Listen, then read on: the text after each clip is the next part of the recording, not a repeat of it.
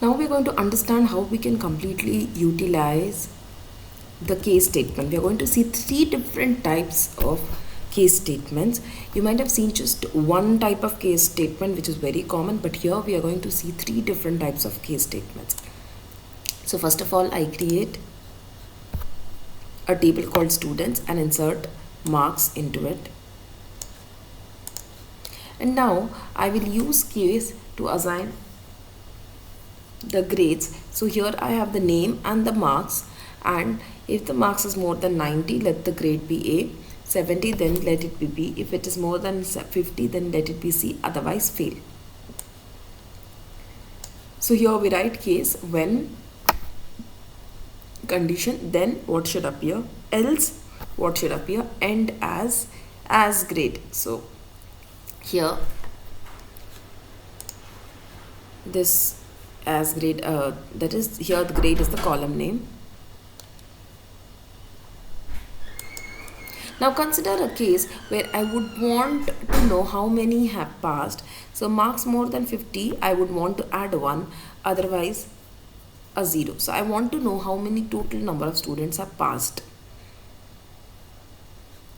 So sum, case when marks is more than 50, then 1, otherwise 0, and end.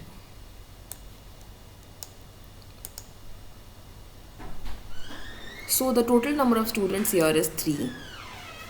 Consider another case where I have name, marks, grade, and apart from that I would want it to order by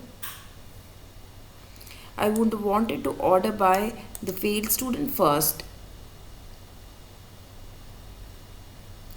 and all the past students later, and within the past students I would within the pass or the failed student, I would want to order it by name. So here in order by also I can specify case when marks is less than 50, then 0.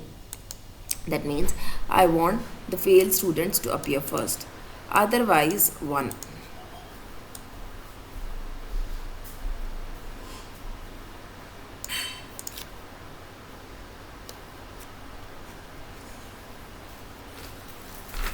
So here the failed student is appearing first, and within the grade, here it is appearing in this particular order. So these are the three ways in which we can make use of case.